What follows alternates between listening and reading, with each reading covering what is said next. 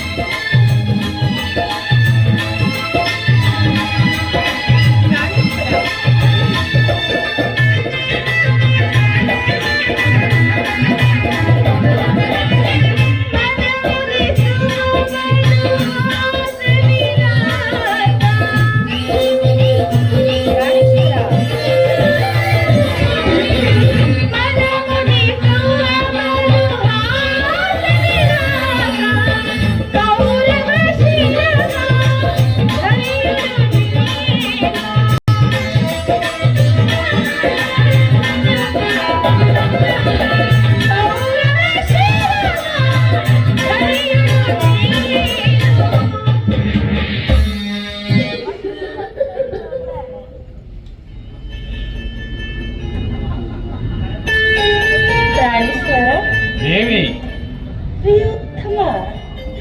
ಪ್ರಿಯೋತ್ತಮೆ ಪ್ರಾಣವಲ್ಲಭ ಪ್ರಾಣವಲ್ಲವೇ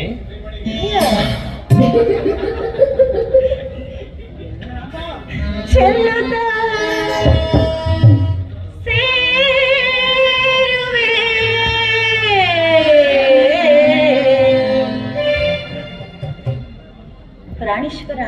ದೇವಿ ಚೆಲ್ಲುತ್ತ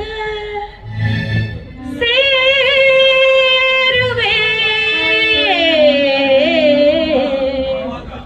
ಯಾವಾಗ? ಆ ಕೌರವರ ಶಿರವನ್ನು ಈ ಧರಣಿಗೆ ಚೆಲ್ಲುತ್ತ ಸೇರುವೆ.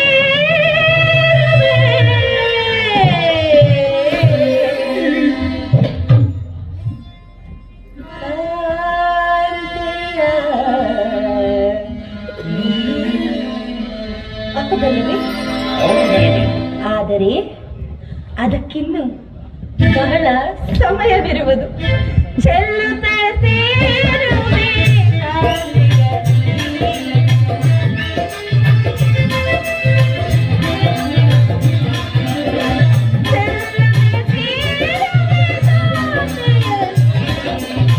ಸಮಯವಿದೆ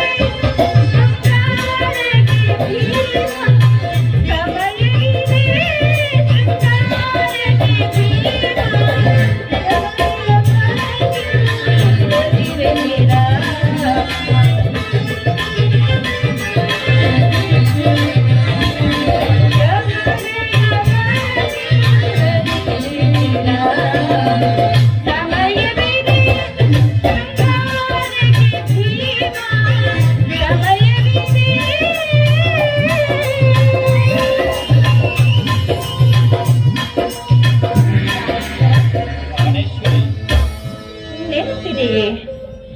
ಹಿಂದೊಂದು ದಿನ ಈ ನನ್ನ ಬಿಚ್ಚಿದ ಕೇಶರಾಶಿಯನ್ನು ನೋಡಿ ಗುರುಕುಲ ಆಂತಕ ಕರಾಳ ರಾತ್ರಿ ಎಂದು ಪ್ರಿಯ ತಾವೇ ಸಂಬೋಧಿಸಿದಿರಿ.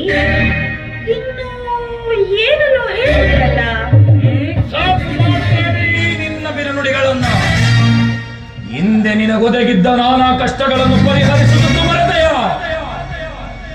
ತುಂಬಿದ ಸಭೆಯಲ್ಲಿ ಅಗ್ರಜನ ಮಾತಿಗೆ ವಿರುದ್ಧವಾಗಿ ನುಡಿಯಬಾರದೆಂದು ಸುಮ್ಮನಿದ್ದ ಮಾತ್ರಕ್ಕೆ ನನ್ನನ್ನು ಕೈಲಾಗದ ಹೇಳಿ ಎಂಬುದೆನಿದೆಯೋ?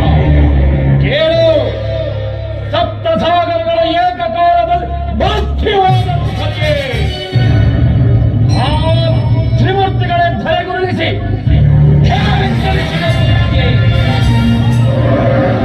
ಆ ದುರುಳ ಕೌರವರ ಶತರುಂಡಗಳನ್ನು ಈದರೆ ಗುರುಳಿಸಿ ನನ್ನ ನೆರವೇರಿಸಿಕೊಂಡು ಬಾಳದಿದ್ದರೆ ನಾನು ಓ ಬಂಡವಕನನ್ನು ಕೊಂದ ಪ್ರಚಂಡ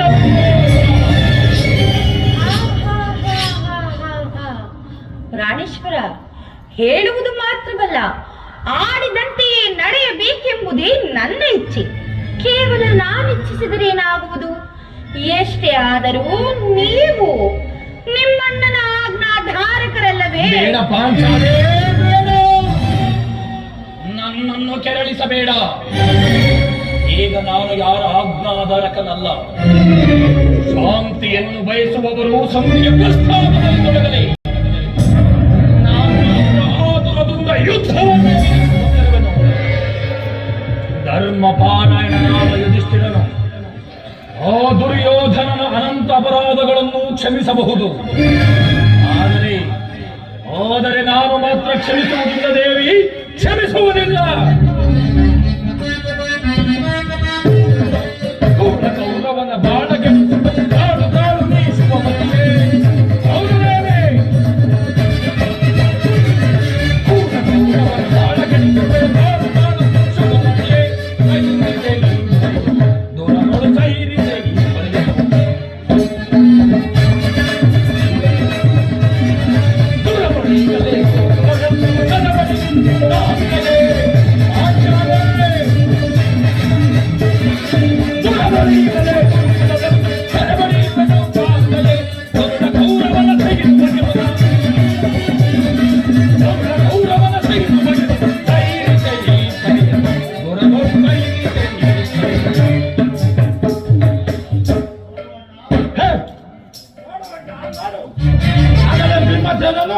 ಸಂಧಿಯ ಪ್ರಸ್ತಾಪವನ್ನು ತಿಳಿದು ತೆರಳಿನ ಸಿಂಹದಂತೆ ವಿಜೃಂಭಿಸುತ್ತಿದ್ದಾನೆ. ಅವನನ್ನು ಸಮಾಧಾನಪಡಿಸಲು ನಿನ್ನನ್ನು ಹೊರತು ಮತ್ತಾರು ಮೂಲ ಕಾರಣವನ್ನು ಶ್ರೀಕೃಷ್ಣನು ಹೇಳುತ್ತಿದ್ದರು. ಜಗತ್ತಿನ ಸುಖ ದುಃಖಗಳಿಗೆ ಸ್ತ್ರೀಯರೇ ಮೂಲ ಕಾರಣಗಳು. ಅರ್ಜುನ, ಕೌರವರೊಡನೆ ಯುದ್ಧಕ್ಕಿಂತ ಈ ನಮ್ಮ ಸಹೋದರನ ಕೋಪವನ್ನು ಶಮನ ಮಾಡುವುದು ನಮಗೂ ಒಂದೊಂದು ಸಾರಿ ಸಾಧ್ಯವಾಗಿದೆ. ಸಹೋದರ ಭೀಮಸೇನ, ನನ್ನಲ್ಲಿ ಕೋಪವೇ ತಮ್ಮ? ಸಮಾಚಾರವೇನು? ಅಣ್ಣನೇಕೆ ಸಿಟ್ಟಾಗಿರುವನು? ಏಕೆ ಈ ನನ್ನ ಬಿರಿಗೋದಲು ನಿಮ್ಮ ಪ್ರಶ್ನೆಗೆ ಉತ್ತರ ಕೊಡಲಿಲ್ಲವೇನು?